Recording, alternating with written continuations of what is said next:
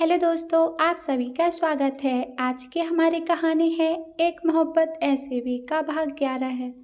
अनाया ने आंखें खोली और देखने का प्रयास किया कि वह कहाँ है, पर यह जगह उसे बिल्कुल अनजान लगा। उसने याद करने की कोशिश की कि क्या हुआ था उसके साथ, और याद आते ही झटके से उठ बैठी। अयान, वह होटल में जिस कस्टमर का इंतजार कर रही थी, वह अयान ही था। हाँ, पर तभी उसे एक बहुत ही मीठी आवाज़ सुनाई दी। दीदी, आप उठो मत, डॉक्टर ने मना किया है।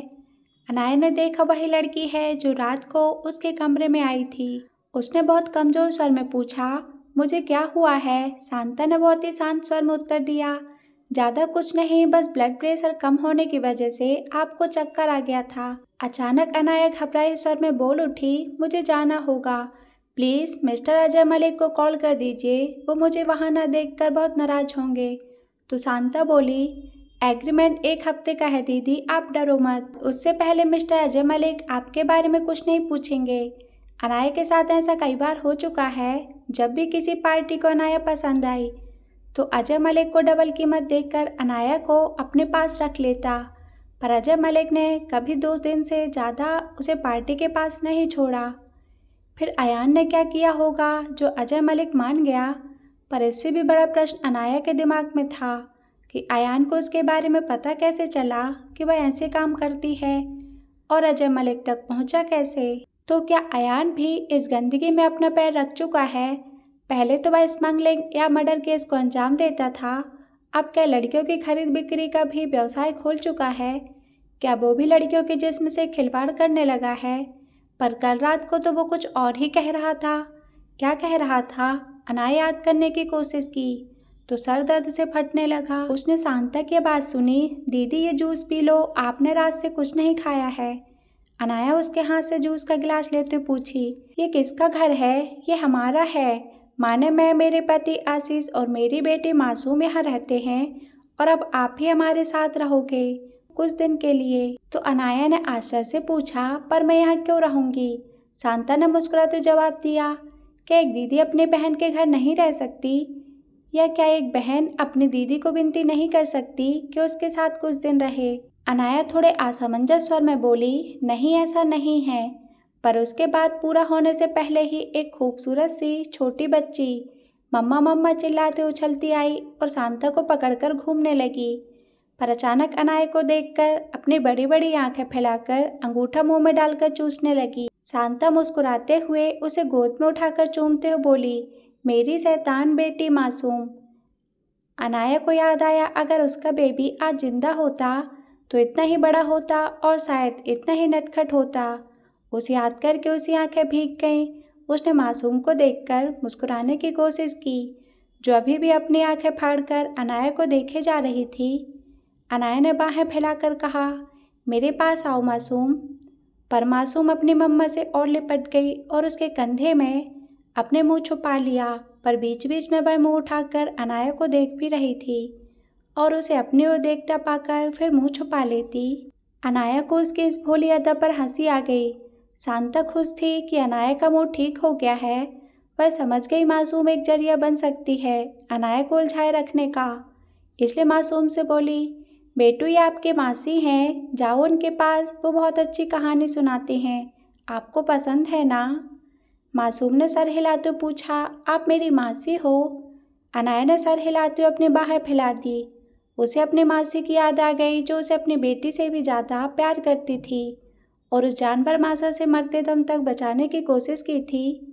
मासी की याद से उसकी आंखें फिर नम हो आई, पर उसका ध्यान मासूम की बातों से बटा। मासूम उसके गोद में आकर बैठ गई थी और अपनी छोटी छोटी हथेलियों के उसके गालों को छूते पूछ रही थी, मासी आप मुझे प्रिंसेस और राक्षस की कहानी सुनाओगे? अनाया उसे चूमते बोली, हाँ मासूम, मैं आपको प्रिंसेस की कहानी सुनाऊंगी।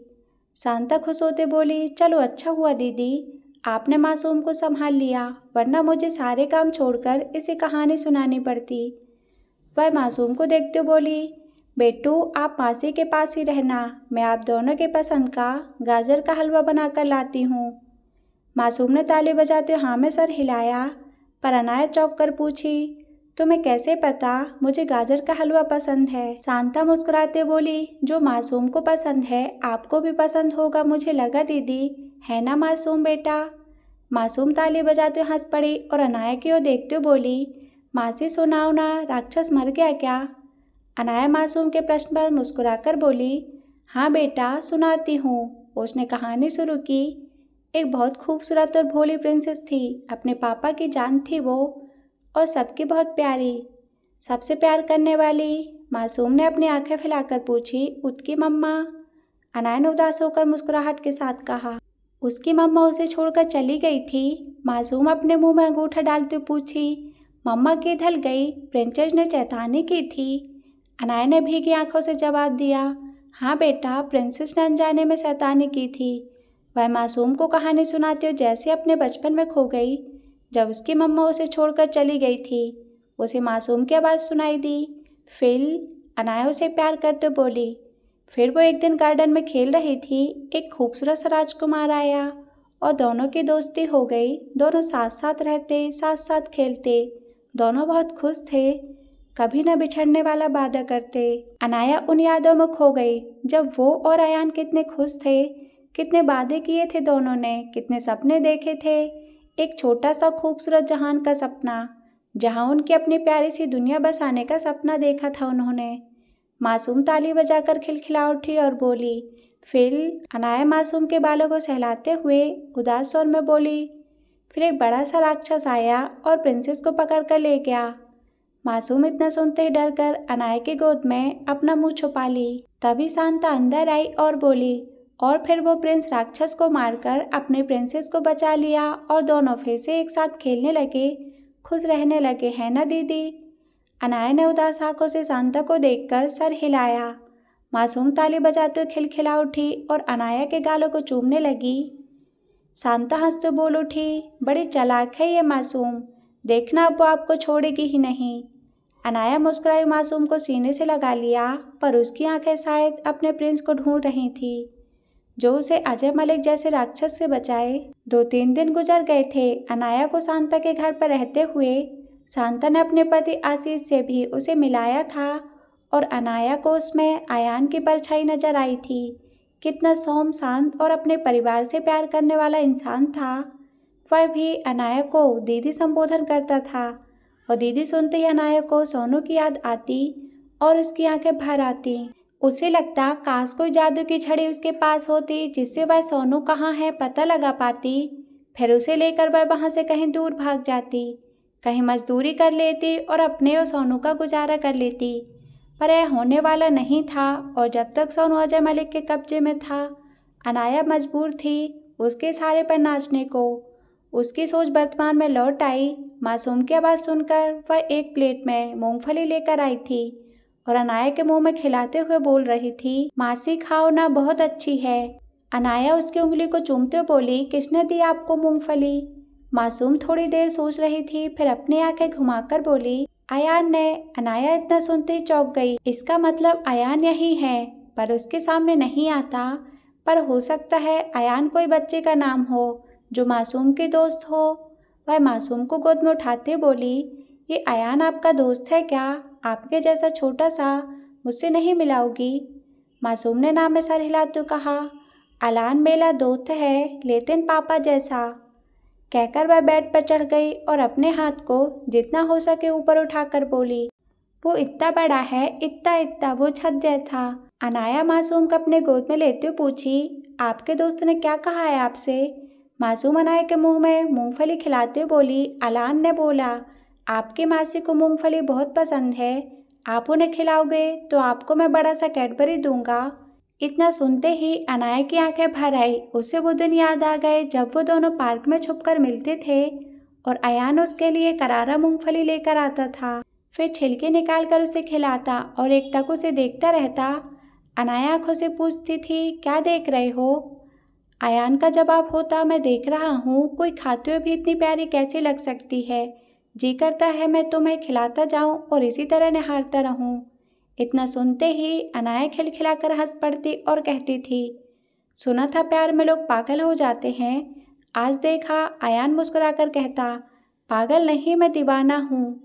अनजाने में ही उसकी आंखें भर आई उन दिनों को याद करके और गालों पर आंसू टपकने लगे। उसे मासूम की आवाज सुनाई दी, माथी लो क्यों लाए हो, आप तो घर जाना है। यह सुनते ही अनाया डर से कांप गई क्योंकि उसे अजय मलिक का घर याद आ गया। वह मासूम को अपने से चिपटाते बोली, मुझे यहीं रहना है बेटू, क्या आप रहने दोगे? आपके मम्मा पापा गुस्सा तो नहीं होंगे? उसे मासूम के बदले शांता की आवाज सुनाई दी, ये हमारी खुशकिस्मती होगी दी, अगर आप यहाँ रहना चाहो। अनाया ने सर हिलाते उदास स्वर में उत्तर दिया, ये नहीं हो सकता शांता, मुझे लौटना ही होगा वरना। कहकर वह चुप हो गई, पर शांता बोल उठी, वरना भाई आपके भाई सोनू को कुछ कर देगा, यही डर है ना आपको?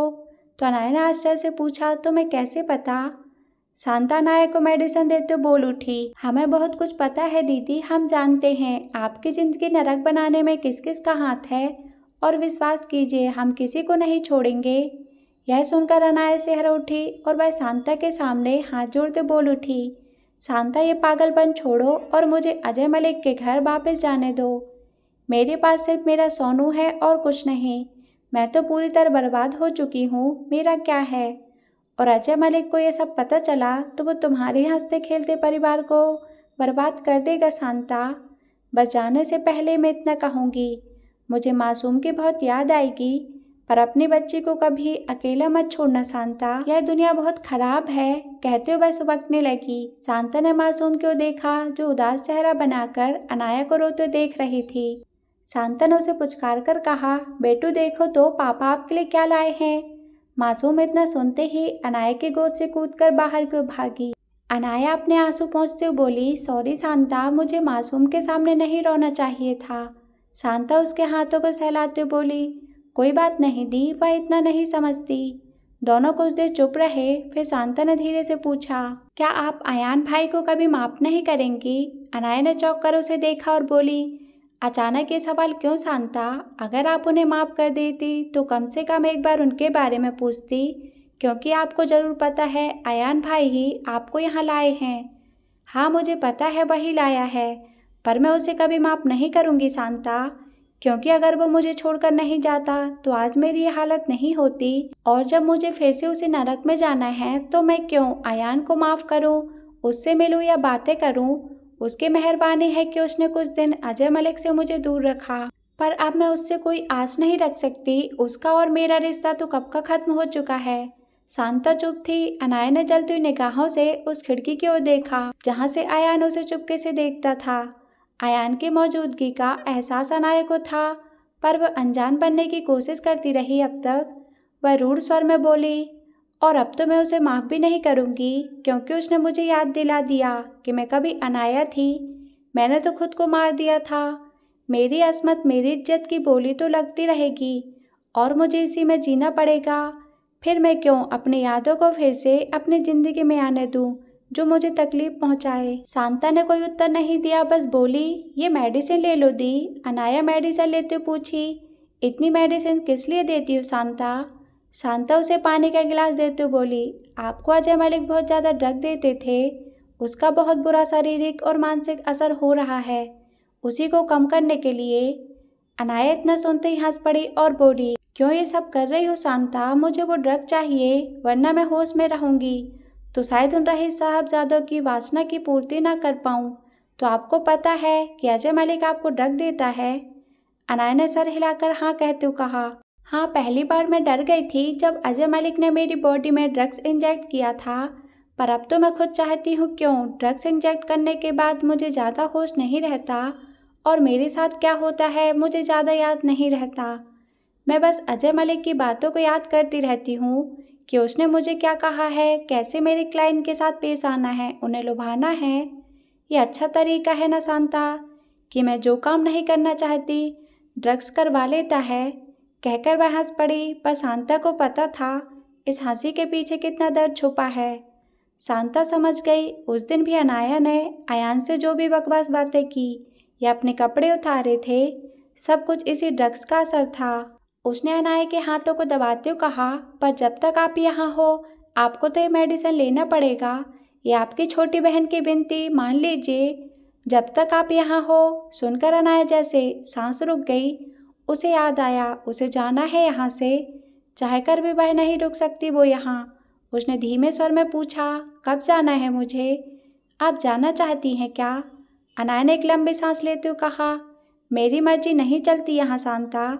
जाना तो है क्योंकि अब वही मेरा घर है। अनाया जिस बात से डर रही थी वही शांता ने एक दिन कहा। वह आकर बोली, आपसे कुछ जरूरी बात कहनी है। अनाया को शायद इसी दिन का इंतजार था। उसे लगा जरूर अजय मलिक उसे लेने आया होगा। उसने अपनी धड़कन को काबू में करते हुए पूछा, अजय मलिक आया है क्या? पर शांता उसका जवाब ना देते हुए बोली, कल आपको वापस जाना है आपके घर। यह सुनते ही जैसे अनाया के पैर तले जमीन निकल गई। वह तो भूल ही चुकी थी इस बारे में, पर अब उसे लौटना है उस नरक में और फिर से वही सब। वह अपने हथेलियों में मुंह छुपाकर सिसकने लगी। शांता उसे कंधे पर हाथ रखते बोली, डरिए मत दीदी, मैं आपके साथ जाऊंगी वहाँ। अनाया ने आश्चर्य से उसे देखते हुए कहा, तुम पागल हो गई हो? अजय मलिक किसी भी लड़की को नहीं छोड़ता शांता। और मैं क्या कहूँगी उससे कि तुम क्यों आई हो? अपनी बच्ची को छोड़कर तुम वहाँ क्यों जाओगी? मैं ठीक हूँ, तुम टेंशन मत लो। बस बता दो कितने बजे जाना है। कुछ समय मैं मासूम के साथ बिता लूँ जो मेरी सुनहरी यादगार बनकर रह जाएगी। शांता ने उसकी तरफ देखते हुए कहा, उससे पहले आपको किसी से मिलाना है। अनाया ने गुस्से भरी आवाज में कहा, अगर वो अयान है तो मैं उससे नहीं मिलना चाहती। कह दो मेरे सामने आने की गुस्ताखी ना करे। शांता मुस्कुराते बोली, नहीं दीदी, कोई है। देखो आप पहचान पाते हो कि नहीं। अनाया ने देखा एक 14-15 साल का लड़का आकर दरवाजे पर खड़ा हुआ और अनाया के एक पल में पहचान गई। सोनू। सोनू खड़ा था, वही सूरत शक्ल, बस जरा लंबा हो गया था। अनाया के मुंह से बस इतना निकला था, सोनू, कि सोनू दौड़ते हुए आया और अपनी दी से लिपट गया। दोनों की आंखों से आंसू झरझर बह रहे थे और दोनों ही बस कुछ कहे जा रहे थे जो उनके रोने से समझ में नहीं आ रहा था। कुछ देर बाद जब शांता अंदर आई तो अंदर का दृश्य देखकर उसकी आंखें भर आई। अनाया सोनू एक दूसरे से लिपटे हुए थे और रोए जा रहे थे। दोनों ही कुछ कहने की कोशिश कर रहे थे पर इतना रो रहे थे कि समझ नहीं आ रहा था क्या कर रहे हैं।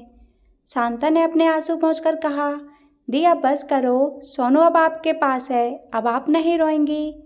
अनाया ने रोते हुए कहा, शांता वो अजय मलिक सोनू को कुछ कर।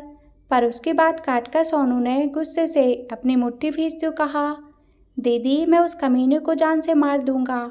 मुझे पता है वो आपको बहुत तकलीफ देता है। अब आपका सोनू बड़ा हो गया है ना सोना दीदी, अब वह आपको हाथ भी नहीं लगा सकता। आपका भाई आपके साथ है। अनाया सोनू को गले लगाते हुए सिसकते बोली, तो उसका कुछ नहीं बिगाड़ सकता मेरे भाई, वो बड़ा ही कमीना है तो उससे मत उलझ। तू वापस हॉस्टल चला जा और मुझसे कांटेक्ट करने की कोशिश मत करना। मैं तेरी यादों के सहारे जी लूंगी भाई। तू बहुत बड़ा हो जा और अजय मलिक के चंगुल से निकलकर भाग जाना। अभी तो ये सब नहीं कर सकता। मैं अजय मलिक के घर कल वापस जा रही हूँ, तो मुझसे मिलने की कोशिश मत करना। शांता मुस्कुराते बोली, आपको एक खुशखबरी देनी थी, अजय मलिक का पत्ता अब जल्द ही कट जाएगा। कल की सुबह वह नहीं देख पाएगा। अनाया ने हैरानी से शांता की ओर देखा पर सोनू ने पूछा, कैसे शांता दीदी, आपको कैसे पता है? शांता सोनू के पास आकर मुस्कुराते बोली, हमें सब पता है भाई, पर मुझे लगता है आप खुश होंगे इस खुशखबरी से। अब आपके दी को सताने वाला इस दुनिया में नहीं रहेगा। जानकर सोनू ने सर हिलाकर उत्तर दिया, बहुत खुश हूँ शांता दी। मैं अगर बड़ा होता तो ये काम पहले ही कर देता और अपनी दी को कभी अकेला नहीं छोड़ता। शांता उसके बालों को सहलाते बोल उठी, अब आप बड़े हो गए हो तो अपनी दी को अकेले नहीं छोड़ेंगे ना? सोनू ने सर हिलाकर हामी भरी, पर अनाया बोल उठी, प्लीज शांता, सोनू से ऐसा मत कहो, उसे मेरे साथ रहने को मत कहो। शांता ने मुस्कुराते हुए कहा, दीदी अब तो आपका सोनू आपके साथ ही रहेगा, है ना सोनू? आप कल सुबह अपनी दीदी के साथ अजय मलिक के घर जाओगे। अजय मलिक की डेथ की खबर पहुंचने से पहले आपको वहां रहना है। पर अनाया वहां जाने के नाम से ही कांप रही थी। वह विनती भरे स्वर में बोल उठी, नहीं शांता, मेरे सोनू को वहां मत भेजो। शांता अनाया को शांत करते हुए बोली, डरो मत दी, मैं भी जा रही हूँ आपके साथ, पर आपका वहां होना और नॉर्मल रहना बहुत जरूरी है, वरना अजय मलिक के डेथ के बारे में आप पर भी शक किया जा सकता है। पुलिस मीडिया आकर हजारों सवाल पूछेंगी और उनके उत्तर देने के लिए हम आपके साथ रहेंगे। जिससे आप डर कर कुछ भी ऐसी बातें न कह दो कि किसी को शक हो। पर अनाया शांत नहीं थी। उसे विश्वास नहीं हो रहा था कि अजय मलिक को कोई मार सकता है या उसकी मौत हो सकती है। उसने कपकपाते स्वर में पूछा, शांता, तुम इतने विश्वास के साथ कैसे कह सकती हो अजय मलिक के बारे में? कहीं यह उसकी चाल तो नहीं? शांता जोर से हंस पड़ी और अनाया के गाले को छूते हुए प्यार से बोली, दी, खबर पक्की है और अजय मलिक से भी बड़ा चालबाज इस दुनिया में है, जहां अजय मलिक जैसे लोगों की नहीं चलती। अयान अपने कमरे में चुपचाप उदास बैठा हुआ था। आज सुबह ही अनाया यहाँ से जा चुकी थी और अयान को लग रहा था जैसे उसकी दुनिया फिर से सूनी हो गई हो। शांता अनाया की हर एक बात अयान को बताती थी। उसने बताया था कि अनाया वापस जाने से कितना डर रही थी। उसके लिए अजय मलिक का नाम एक ऐसी आतंक था जिससे बाहर निकलना उसके लिए मुश्किल था। शांता ने बताया, अनाया किस तरह रात को नींद से उठ जाती और कांपती रहती। शांता रात को अनाया के पास ही सोती क्योंकि इस हालत में उसे अकेला छोड़ना मुनासिब नहीं था। हर रात अनाया नींद में रोती, गिड़गिड़ाती, विनती करती, कभी पागलों जैसे हंसती, कभी सिसक सिसक कर रोती। उसकी जिंदगी शायद एक दुःस्वप्न बन चुकी थी जिसे वह हर पल मर मर कर जीती थी। आज जाने से पहले भी वह कितना डरी हुई थी। याद करती अयान की आंखों में आंसू आ गए। वह उस कमरे में आया जहां अनाया रहती थी और अंदर आकर सूनी आंखों से निहारने लगा। उसे अभी तक अनाया की खुशबू महसूस हो रही थी। अनाया जब तक थी अयान कभी इधर नहीं आया, बस कभी कभी खिड़की से उसे निहारता रहता, विशेषकर जब वह मासूम के साथ खेलती या उसे कहानी सुनाती। अयान चुपके से उसे देखता रहता। कितनी खुश लगती थी वो उस समय। वही अनाया, उसकी अपनी अनाया जो कभी खिलखिलाती थी, कभी शर्माती थी, कभी अयान पर प्यार बरसाती। पर अयान जानता था अनाया भी मानसिक तौर पर स्वस्थ नहीं है। ज्यादा मात्रा में ड्रग्स लेने पर उसका मस्तिष्क और दिल बहुत कमजोर हो चुका है। उसे कभी भी अटैक आ सकता है। डॉक्टर ने साफ लफ्जों में बताया था कि ऐसा कुछ नहीं होना चाहिए जिससे अनाया डर जाए या गुस्सा हो जाए या उसे मानसिक आघात पहुंचे। अयान ने बहुत चाहा कि अनाया से माफी मांगे, पर उसका अनाया के सामने आने से अनाया की हालत बिगड़ सकती थी, इसलिए उसने खुद को रोक कर रखा था। शांता ने बता दिया था कि अनाया अयान को माफ नहीं करना चाहती, पर उसने अयान को समझा दिया कि भाई, मैंने अनाया की आंखों में आपके लिए प्यार देखा है, उसे पहले नॉर्मल होने दीजिए, फिर सब ठीक हो जाएगा। पर तब तक आपको धीरज धरना पड़ेगा क्योंकि एक भी गलत कदम उसकी जान ले सकती है। अयान ने भीगी आंखों से उत्तर दिया था, नहीं शांता, इस तरह मत कहो, मैं अनाया के लिए सारी जिंदगी इंतजार करने को तैयार हूँ, पर डर लगता है। डॉक्टर्स ने क्या कहा है तुम्हें तो पता है ना? शांता ने सर हिलाते हुए कहा था, हाँ, डॉक्टर ने कहा है कि वो धीरे धीरे मानसिक अवसाद में घिर रही है। इस हालत में पेशेंट अपनी जिंदगी खत्म करना चाहता है, इसलिए उसे हरदम खुश रखना चाहिए और जीने की उमंग जगाना चाहिए और कभी अकेला नहीं छोड़ना चाहिए। तो आप चिंता क्यों करते हो? मैं और सोनू अब अनाया दी के साथ छाया की तरह रहेंगे। अयान उदास स्वर में बुदबुदाया, बस तुम ठीक हो जाओ अनाया, फिर मैं तुम्हें कभी अकेला नहीं छोड़ूंगा। एक बार छोड़कर गया था, उसकी सजा हम दोनों को मिली है और मैं जानता हूँ तुम्हें कितनी बड़ी सजा मिली है। मैं महसूस कर सकता हूँ जान, क्योंकि मैं और तुम अलग तो नहीं। मैं एक एक से बदला लूंगा और ऐसे ही नहीं मारूंगा, इतनी तकलीफ देकर मारूंगा और सबको मरने से पहले उस ऊपर वाले की याद दिलाकर बताऊंगा कि उनकी बनाई हुई अनमोल तोहफे का अपमान करने की हिम्मत करने से ही उन्हें ऐसी मौत मिली है।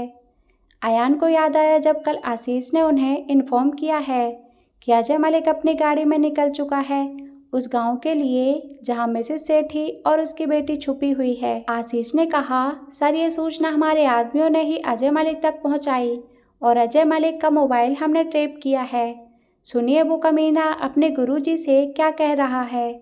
आशीष ने रिकॉर्डर ऑन किया और अयान को अजय मलिक की उत्फुल्ल आवाज सुनाई दी, गुरुजी, पाए लागू, मैं निकल रहा हूँ जहाँ वो कमीने अपनी बेटी को लेकर छुपी हुई है। कल उसकी लड़की आपकी सेवा में होगी गुरुजी, और उसकी माँ को मौत मिलेगी। तो गुरुजी बोले, बेटा, इस बार कोई गलती ना हो, कल पूर्णमासी है और कल रात पूजा के बाद मुझे किसी कुंवारी लड़की के साथ संभोग करने से अमृत मिल जाएगा। तुझे पक्का विश्वास है ना वो लड़की कुंवारी है?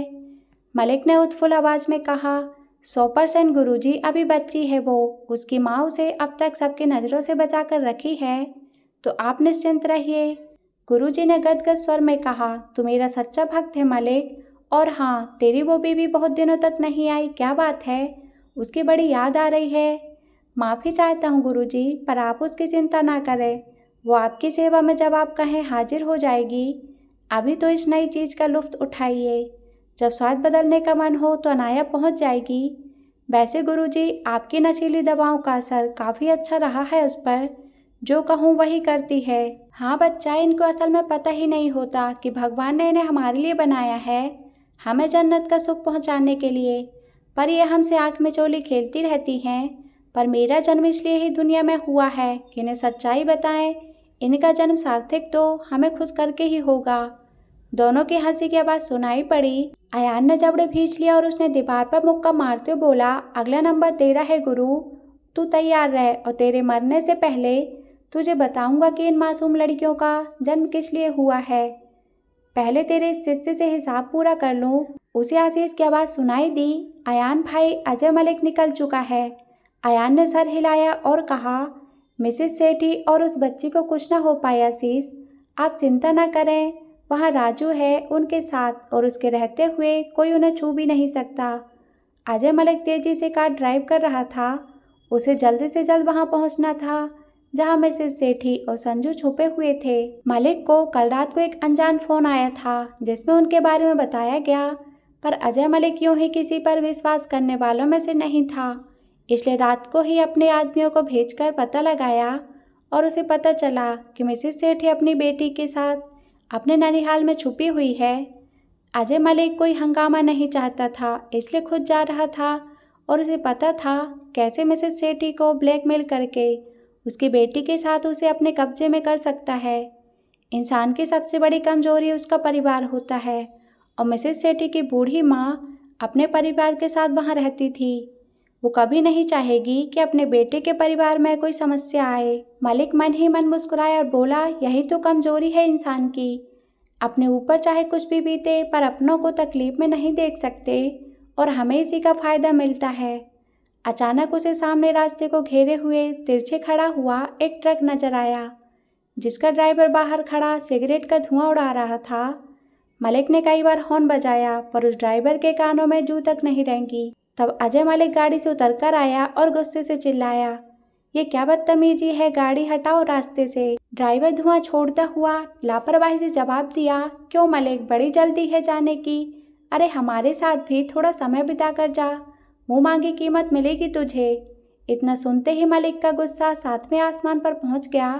उसने अपनी पिस्तौल निकाली और चिल्लाया, तेरी इतनी हिम्मत, 2 कौड़ी का ड्राइवर, भला चाहता है तो रास्ते से हट जा।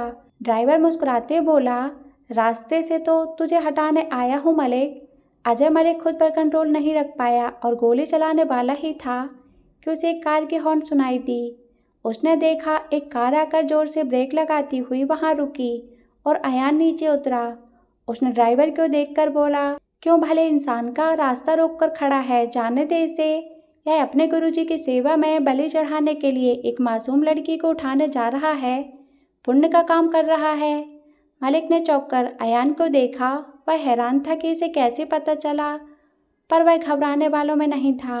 उसने सातिर मुस्कुराहट के साथ कहा, अच्छा तो ये तुम्हारी चाल है, क्या चाहिए तुम्हें? मेरी पत्नी ज़्यादा पसंद आ गई क्या? अरे वो तो झूठी माल है, कह तो तेरे लिए एकदम फ्रेश का बंदोबस्त कर दूं। अयान का दिल किया उस आदमी का मुंह नोच ले। उसने गुस्से से अपने जबड़े भेजते हुए कहा, तेरी पत्नी, कोई अपनी पत्नी को बेचता है हरामजादे? मलिक हंस पड़ा और बोला, लगता है प्यार हो गया उस कमीनी से, साली है ही ऐसी माल। जा तू भी क्या याद रखेगा, रख ले जब तक जी चाहे, दिल भर जाए तो बता देना। अयान की आंखें गुस्से से लाल हो चुकी थी। वह गुर्राया, तो सुन ले मलिक, अनाया कोई फालतू चीज नहीं है, वह मेरा प्यार थी और है और रहेगी। वह कोई बिकाऊ चीज नहीं है, वह मेरी जिंदगी है। मलिक को समझने की कोशिश कर रहा था, पर तब तक ट्रक से 2 नकाबधारी उतरकर मलिक को दबोच लिए थे। अजय मलिक गुस्से से दहाड़ा, इसका अंजाम सोच लो तुम लोग, बहुत भारी पड़ेगा। ड्राइवर ने अजय मलिक के हाथों को मरोड़ते हुए कहा, तू पहले अपना अंजाम सोच ले कमीने। मलिक चिल्लाया, तुम लोग बचकर नहीं जा सकते, अभी कोई न कोई आ जाएगा इधर। अयान जोर से ठहाका लगाकर हंस पड़ा और बोला, ये रास्ता 7 दिन से बंद पड़ा है मलिक, कोई नहीं आएगा। हमने बोर्ड हटा दिया था तुझे ऊपर पहुंचाने के लिए। तुझे जल्दी थी ना मिसेस सेठी तक पहुंचने की, इसलिए शॉर्टकट लिया।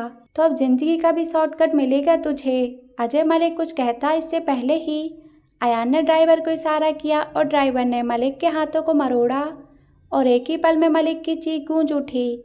उसके हाथ कलाई टूट चुकी थी।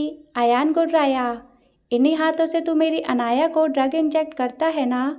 मोहन बोला, भाई आंखें फोड़ दूं जिस आंख से भाभी को देखता था। अयान ने सर हिलाते हुए कहा, नहीं, कार में बैठा और फेंक दे खाई में। हम ज़्यादा देर यहाँ नहीं रुक सकते। कुछ ही देर में अजय मलिक की गाड़ी खाई में थी और वह अपने पापों का हिसाब किताब करने ऊपर चला गया था। अयान ने एक बड़ी सी फोटो निकाली और कमरे की दीवार पर टांग दिया और बड़बड़ाया, तुम्हारा दिल नहीं था ना अनाया यहाँ से जाने का? मैंने तुम्हारी आंखों में खौफ और उदासी देखी थी, पर डरो मत, तुम जल्दी ही वापस आ जाओगी यहाँ और अपने सोनू के साथ रहोगी। अब कोई अजय मलिक नहीं आएगा तुम्हारी जिंदगी में। यह उस अयान का वादा है जो तुम्हारा गुनाहगार है और माफ़ी का हकदार भी नहीं है।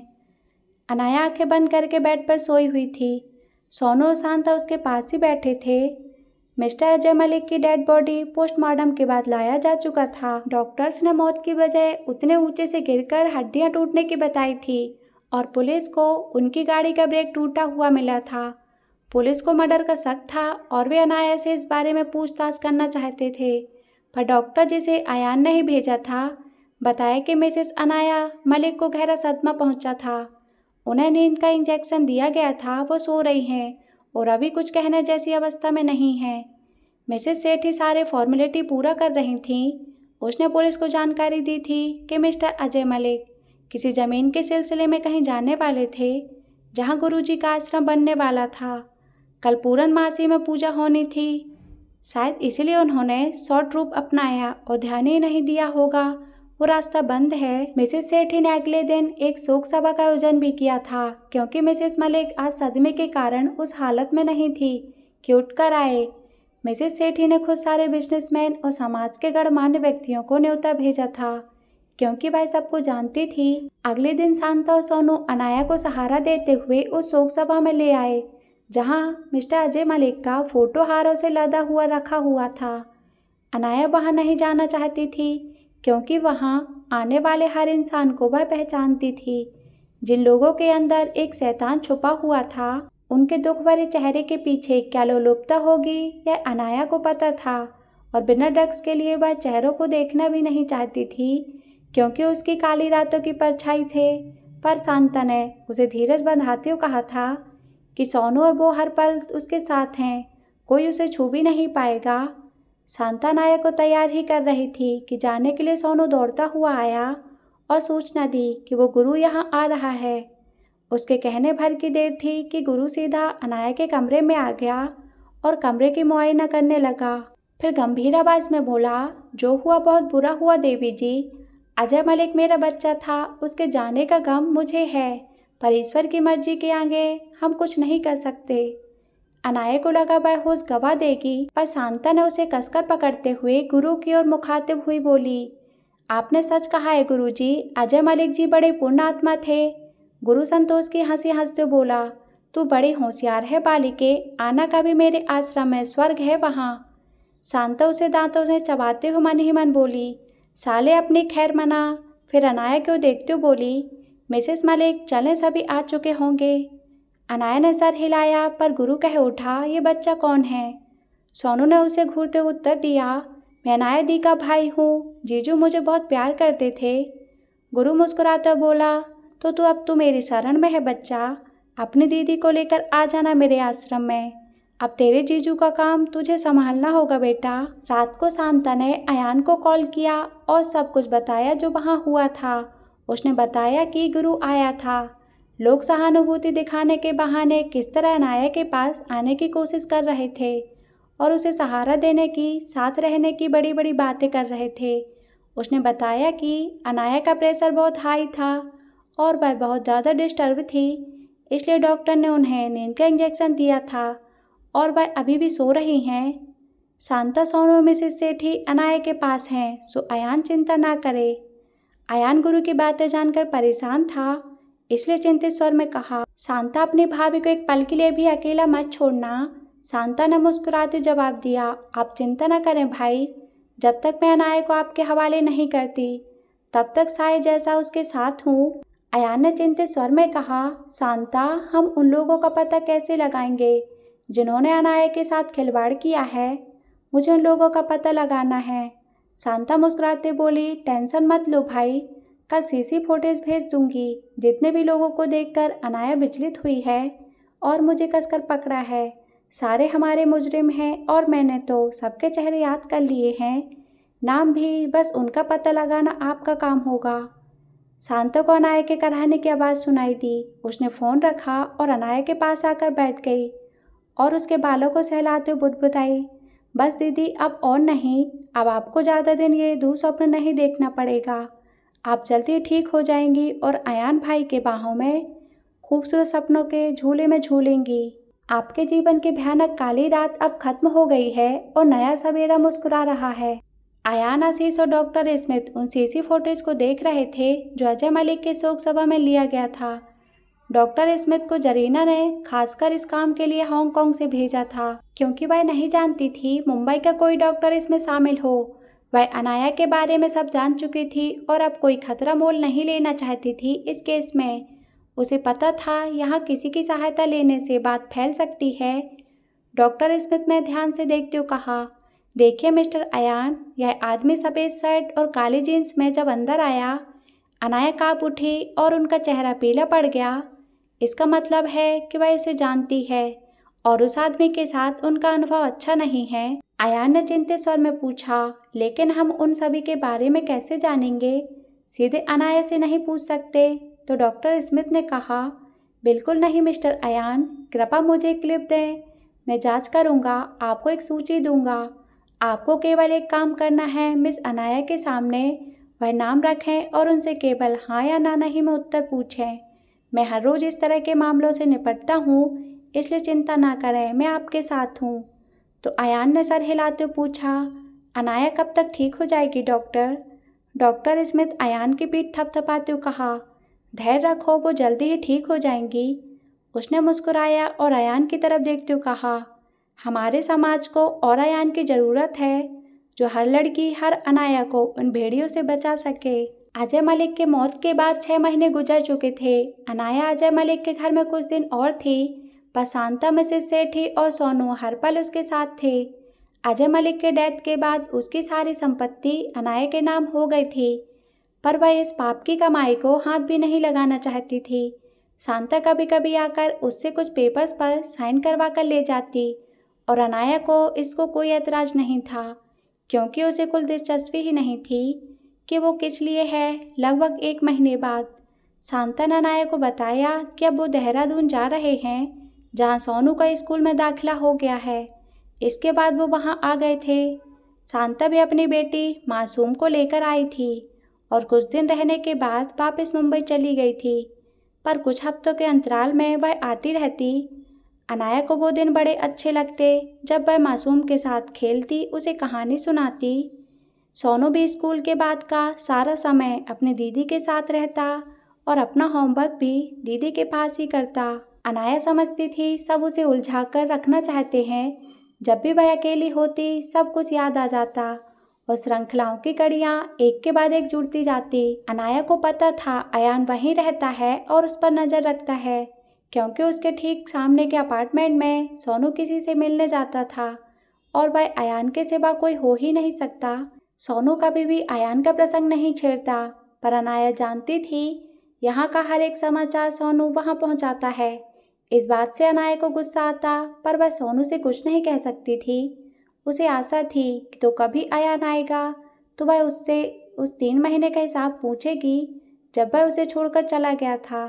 पर अयान अभी भी उसके सामने नहीं आता और यही बात अनाया के लिए अब असहनीय होता जा रहा था। कभी कभी उसका प्रेशर इतना बढ़ जाता कि लगता दिमाग फट जाएगा। तब उसका शरीर ड्रग्स की मांग करता, जो उसकी आदत बन चुकी थी। पर यहाँ ड्रग्स का शराब तक मिलना मुश्किल था। अनाया को बस इतना महसूस होता कि अयान ये सब करके खुद को महान बनाना चाहता है और यही बातें अनाया को और ज़्यादा गुस्सा दिलाती। अनाया को याद आया उसके देहरादून आने के बाद ही शांता ने उसे बताया था कि वो गुरु किसी लड़की को रेप करते हुए रंगे हाथों पकड़ा गया और उसकी वीडियो किसी चैनल में वायरल हो गया, जिससे उसने घबराकर आत्महत्या कर ली।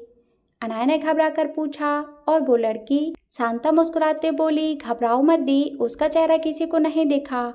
आज तक अपराधी का चेहरा छुपाया जाता था और जिस पर यह सब गुजरता था उसका चेहरा दिखाया जाता था, पर अब ऐसा नहीं होगा। और वो लड़की हमारी संस्था की ही है जो कुछ साल पहले हमारे पास आई थी। अपनी इज्जत लुटाकर अब वो ठीक है, नौकरी करती है और खुश है। पर उसने उसी दिन प्रण कर लिया था कि इन कमीनों को समाज के सामने लाएगी। उसने एक महान कार्य को अंजाम दिया है दी, हमें उस पर गर्व है। तो अनाया ने आंसू भरी आंखों से पूछा, पर मैं इतनी कमज़ोर क्यों हूँ शांता? क्यों भूल नहीं पाती उन काली रात को? क्यों लगता है अभी भी मेरे पूरे बदन में कीड़े रेंग रहे हैं जो मुझे काट रहे हैं, नोच रहे हैं? शांता मुस्कुराते बोली, आप कमज़ोर नहीं हैं दी, आपको कमज़ोर बनाया गया था, पर जिस दिन आपको प्यार की फुहार मिलेगी उस दिन आप सब भूल जाएंगी। सारे कीड़े प्यार के मेडिसिन से डरकर भाग जाएंगे और स्नेह की धारा आपके सारे घाव भर देंगे। अनाया ने टीवी ऑन किया और न्यूज़ देखती चौंक गई। मुंबई के प्रसिद्ध व्यवसायी मुकेश झा का बेटा कल रॉकी झा मारा गया था। कातिल ने उसकी आंखें निकाल ली थी और मारकर चौराहे पर टांग दिया गया था। अनाया सिहर उठी, उसे वो दिन याद आ गए जब यही बहसिया अजय मलिक से उसे खरीद कर ले गया था और उसके शरीर के साथ खिलवाड़ किया। वो एक मानसिक रोगी था जिसे लड़कियों पर शारीरिक अत्याचार का खेल खेलना पसंद था। अनाया को जब अजय मलिक उसके पास से वापस लाया तो वह पूरी तरह जख्मी और बेहोश थी। उसके बाद अजय मलिक अनाया के कस्टमर की जांच पड़ताल करके ही उसे भेजता था, क्योंकि वह अनाया को खोना नहीं चाहता था। अनाया को याद आया शांता ने उसे बताया था कि वह पिछले महीने जब बुखार से बेहोश जैसी पड़ी थी तो बेहोश की हालत में कुछ नाम बताए थे और वो सब अयान भाई के हिट लिस्ट में हैं। आज का न्यूज़ देखते ही अनाया समझ गई थी ये अयान का ही काम है। उसके दिल में एक अनजाना सा डर समा गया, कहीं अयान बदले की आग में खुद अपना हाथ न जला बैठे। अगर मुंबई पुलिस को थोड़ी सी भी भनक गई तो वो अयान को छोड़ेंगे नहीं। उसने तुरंत शांता को फ़ोन लगाया और कांपते स्वर में कहा, शांता, अयान को एक खूनी खेल बंद करने को कहो, मुझे ये सब नहीं चाहिए। ठीक है, पर पहले आप कहो कि आपने उन्हें माफ़ किया। अनाया ने व्यंग्य भरे स्वर में कहा, किस बात की माफ़ी? जो उसने किया या जो लोगों ने किया? माफ़ी मांगने से मेरे वो दिन वापस आ जाएंगे। मैं फिर से वही अनाया बन जाऊंगी जो अपने आप को लड़कों की नज़र से बचाने का प्रयत्न करती रहती थी। पर अब क्या है मेरे पास छुपाने के लिए? मैं जितना भूलना चाहती हूँ उन दिनों को, कुछ दिन बाद ही उन जानवरों का चेहरा न्यूज़ में देखने को मिलता है। लोग उनकी मौत पर शोक ज्ञापन करते हैं, उनकी आत्मा की शांति के लिए प्रार्थना करते हैं, और वो तुम्हारा भाई जश्न मनाता है कि उसने बदला ले लिए, उसके पाप धुल गए। पर मैं क्या करूं? यहाँ नज़रबंद पड़ी हूँ, कहीं जा नहीं सकती। न तुम लोग ढक देते हो और कुछ देर तक सब कुछ भूल कर मस्त रहूं। शांता नायक को अपने दिल का भड़ास निकालने दे रही थी। उसकी बात समाप्त होते ही बोली, आप जाकर अयान भाई को कहो आपको ये सब नहीं चाहिए और आप नज़रबंद नहीं रहना चाहती। अनाया गुस्से से भड़कती हुई बोली, मैं क्यों जाऊं? मैं क्यों उससे बात करूं? मुझे तुमसे भी बात नहीं करनी है अब। शांता मुस्कुराते बोली, अब शांत भी हो जाओ दीदी, मैं अगले हफ्ते आ रही हूँ वहाँ, फिर देखती हूँ कैसी आप बात नहीं करती। कल ही आने का प्रोग्राम था पर मासूम की तबीयत थोड़ी ख़राब है, सो मैंने कल जाना कैंसिल किया। मासूम की बात सुनकर ही अनाया अपना गुस्सा भूल गई और चिंतित स्वर में बोली, क्या हुआ मासूम को? तुमने डॉक्टर को दिखाया कि नहीं? अपनी बच्ची का ख्याल भी नहीं रख सकती तुम? शांता हंसते हुए बोली, नहीं रख पाती मैं उसका ख्याल, इसलिए सोचा है आपके पास छोड़ आऊँगी उसे, आप ही उसे संभालना। अच्छा, मैं फ़ोन रखती हूँ और कल आपकी बात बताऊँगी उस शैतान से। अनाया ने फ़ोन रखते ही देखा रसीला आकर कमरे में उसका बिस्तर ठीक कर रही थी। रसीला ने दूध का गिलास और मेडिसिन देते हुए कहा, दीदी अब आप सो जाओ, बहुत रात हो गई है। अनाया ने सर हिलाया और खिड़की से बाहर देखने लगी। उसने देखा सामने के अपार्टमेंट में लाइट ऑन थे। अनाया को पता था जब तक उसके कमरे का लाइट ऑन रहता था, सामने के अपार्टमेंट का भी रहता। रसीला से पता था कि सर तब तक नहीं सोते जब तक अनाया नहीं सो जाती। अनाया ने उधर देखते हुए पूछा, सर नहीं सोए? रसीला ने मुस्कुराकर कहा, आपको तो पता है दी, वो तब तक नहीं सोएंगे जब तक आप जाग रही होंगी। अनाया कुछ देर चुप रही, फिर बोली, तू अपने घर क्यों नहीं जाती रसीला? तेरा परिवार कहाँ है? रसीला उदास मुस्कुराहट के साथ बोली, मेरा कोई परिवार नहीं है दी। हाँ कभी था, 1 साल की बेटी थी, प्यार करने वाला पति था, पर एक दिन जब मैं सब्जी लाने बाजार जा रही थी, कुछ लोगों ने मेरा अपहरण किया और उसके बाद 2 साल तक मैं उनके कब्जे में रही। मैं अलग अलग हाथों में बिकती रही और जब मुझ में इतनी ताकत नहीं रही कि इनकी हवस पूरी कर पाऊँ, उन्होंने मुझे कचरे जैसा फेंक दिया। शांता दीदी की संस्था ने मुझे वहाँ से उद्धार करके अपने यहाँ ले आई।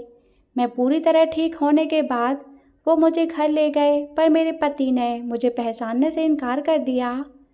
अनाया मुंह खोकर सुन रही थी। उसने गुस्से से कहा, वो ऐसे कैसे कर सकता है? तू उसकी पत्नी थी ना, उसने तुमसे निकाह किया था, जो हुआ उसमें तेरा क्या कसूर? रसीला हंस पड़ी और बोली, आदमी चाहे कुछ भी करे, गलती औरत की ही मानी जाती है दी। उसने दूसरा निकाह कर लिया था। और तेरी बेटी? रसीला ने दुखी सर में बोली, वो तो मुझे पहचान ही नहीं पाई दी, उसकी नई अम्मा की लिपटी खड़ी थी वो। और मेरे पति ने मुझसे इतना कहा कि मेरी बच्ची पर तेरी मनहूस छाया नहीं पड़नी चाहिए। फिर शांता दी मुझे मेरे माता पिता के पास ले गई, पर उन्होंने मुझे वहाँ रखने से साफ इनकार कर दिया, क्योंकि उन्हें अपनी बेटी से ज़्यादा दुनियादारी की पड़ी थी। जब शांता दी ने उनसे पूछा कि अगर आप लोग माँ बाप होकर अपनी बेटी को नहीं अपनाएंगे तो वो कहाँ जाएगी, तो पता है दी मेरी अम्मा का क्या जवाब था? अनाया के पास कहने लायक कोई शब्द नहीं थे, वह बस सुन रही थी। रसीला भर्राए गले से बोली, उन्होंने कहा अब तक जो किया है उसकी आदत पड़ चुकी है, इसे बिठा दो जाकर कोठी में, पाल लेगी अपना जीवन अपनी बची कुची जवानी बेचकर। अनाया फटी आंखों से उसे देख रही थी, मानो उसे विश्वास ही नहीं हो रहा था। कोई कह सकता है क्या? रसीला उसे चादर उड़ाते हुए बोली, मैं आपके पास ठीक हूँ दी, बहुत खुश। शांता दी और उनकी संस्था जो काम कर रही हैं हम जैसी लड़कियों के लिए, उसके लिए मैं अल्लाह से दुआ मांगूंगी कि उनकी उम्र दराज करे। रसीला चली गई थी, पर अनाया की आंखों से नींद कोसों दूर थी। वह सोच रही थी कि क्या पापा जिंदा रहते तो ऐसे ही उसे धुतकार देते? क्या अयान इसलिए उसके सामने नहीं आता है? क्या उसे भी लगता है अनाया की ही गलती है?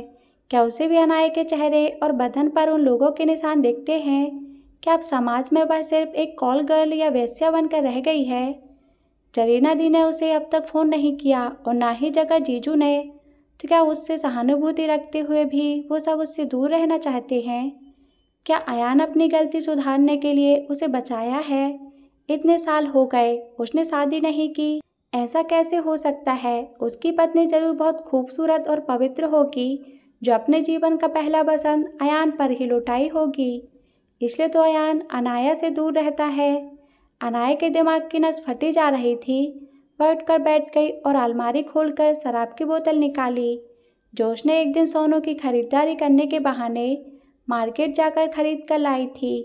उसने पूरी की पूरी बोतल गले में डाल दी। अब उसे सब कुछ अच्छा लग रहा था। वह आईने के सामने जा खड़ी हुई और खुद से ही बोली, miss Dolly, are you ready? Yes sir. No no, miss Mohini दूर क्यों खड़ी हैं? आज की रात हमारी है, let's enjoy. No no miss sexy, you are amazing, कहकर वह खुद ही हंसने लगी। आईने में अपनी सूरत को चूम लिया, फिर बोली, नो डार्लिंग, तेरे पास इतना कुछ है तो तू क्यों दूसरों की मेहरबानी पर जिएगी? जा खुश कर दे अपने चाहने वाले को, वो भी क्या याद रखेगा? वह लड़खड़ाते कदमों से दरवाजा खोलकर बाहर आई और अयान के अपार्टमेंट की ओर बढ़ गई।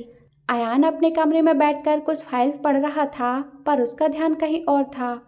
आज 6 महीने बीत चुके थे, पर अनाया अब भी उससे मिलना नहीं चाहती थी और ना ही उसका जिक्र करती थी। सोनू से उसे पता चला था कि दीदी ज़्यादा बातें ही नहीं करती, बस शून्य में घूरती रहती है। सोनू ने कहा था, भैया एक प्यार की झप्पी दे दो दी को, देखना बिल्कुल ठीक हो जाएगी। पर अयान को पता था ऐसा नहीं होगा। डॉक्टर स्मिथ ने उसे बार बार आगाह किया था कि अनाया अभी भी अवसादों में जी रही है। और एक भी गलत कदम उसे मानसिक अस्थिरता की 2 कदम ज़्यादा बढ़ा देंगे। इसलिए ऐसा कुछ भी ना किया जाए। अयान खुद से ही कह उठा, कब तक अनाया, कब तक तुम अपने आप को मुझसे दूर रखोगी? क्या सारी ज़िंदगी इसी तरह नफरत करोगी मुझसे? तभी उसे अनाया की आवाज़ सुनाई दी, नो डार्लिंग, मैं कैसे तुम्हें दूर रख सकती हूँ? You are my sweetheart. Ajay Malik को कितने पैसे दिए होंगे तुमने? जाने दो, मुझे उससे क्या, मुझे तो बस अपना काम करना है। चलो बेबी, इंजॉय करें। अयान की आंखें डर से फैल गई। अनाया के हाथों में शराब का पूरा बोतल था। उसके कमीज के सारे बटन खुले हुए थे, बाल बिखरे हुए थे, आंखें लाल हो रही थीं और अचानक वह कमर पर हाथ रखकर मटकने लगी।